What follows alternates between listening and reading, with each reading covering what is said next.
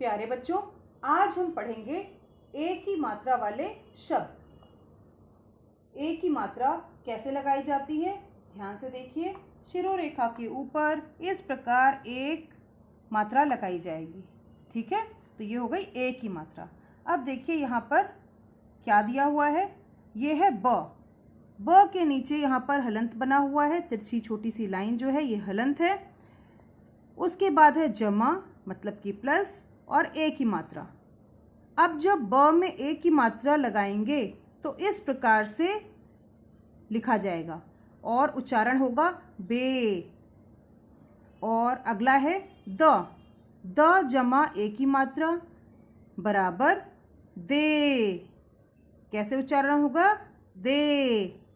जब हमारे द व्यंजन में स्वर नहीं जुड़ा हुआ है तो इसे दिखाने के लिए हम नीचे हलंत लगाते हैं।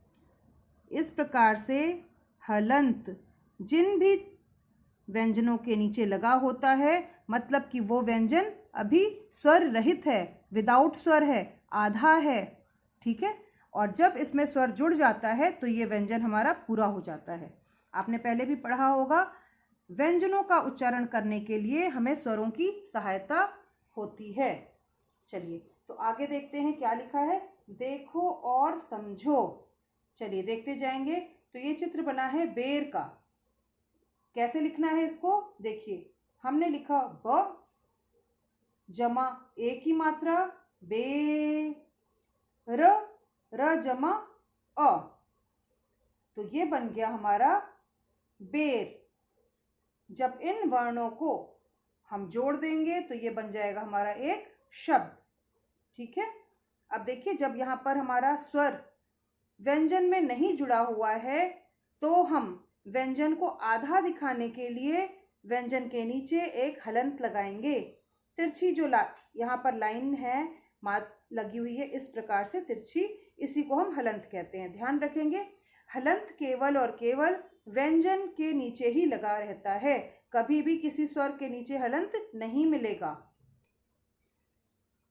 क्योंकि स्वर अपने आप में पूर्ण होते हैं, पूरे होते हैं। जो अधूरे व्यंजन होते हैं उनको ही दिखाने के लिए, उनका अधूरापन दिखाने के लिए हम हलंत लगाते हैं। चलिए अगला शब्द हम देखते हैं क्या है। अगला चित्र जो दिया है वो है रेलगाड़ी। तो कैसे लिखेंगे रेलगाड़ी? र जमा ए की मात्रा जमा ल जमा अ, ग जमा आ की मात्रा, ड़ जमा ई की मात्रा। तो ये हो गया रेलगाड़ी। नया शब्द बन गया रेलगाड़ी। अगला देखते हैं, ये चित्र है नेवला। कैसे लिखेंगे? न जमा ए की मात्रा, व जमा अ, ल जमा आ की मात्रा, बन गया हमारा नया शब्द नेवला। इसमें ध्यान से देखिए, जो गुलाबी रंग की मात्रा लगी है ये ए की मात्रा है। ए की मात्रा हमेशा एक होती है, ध्यान रखेंगे। अगला हमारा चित्र है केला। कैसे लिखेंगे? क जमा ए की मात्रा, के जमा ल जमा आ की मात्रा, तो ये हो गया ला, केला। इस प्रकार से हम वर्णों को जोड़ जोड़कर शब्द बना लेंगे। फिर अगला है यहाँ पर शब्दों का उच्चारण करो। शब्दों का उच्चारण करेंगे, मेरे साथ साथ आप भी उच्चारण कीजिए। और जितनी ये गुलाबी यहाँ पर मात्राएं लगी ये सारी ए की मात्रा है, ध्यान रखेंगे। घेर, ढेर, देर, बेर, पेट, सहेली, जलेबी, रमेश, महेश, पहेली, सवेरा, करेला, चेहरा, सफेद, बसेरा, मेहमान, रेशम, लालटेन, मलेरिया, केले वाला। अगला है हमारा पढ़ो और लिखो। तो यहाँ पर आपको पढ़ना भी है और लिखना भी है। अब ध्यान से देखेंगे, पहले मैंने आपको बताया कि वर्णों को जोड़कर हम शब्द बनाते हैं।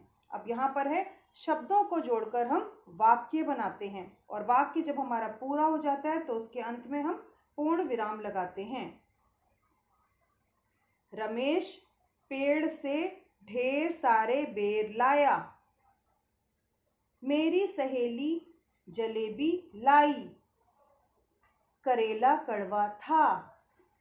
रेलगाड़ी से उसके बेटे आए थे। राजेश ठेले से केले लाया। लालटेन से उजाला कर। तो इस प्रकार से बच्चों यहाँ पर आज हमने प्रयास किया, अभ्यास किया एक ही मात्रा का। तो आज के लिए बस इतना ही। धन्यवाद।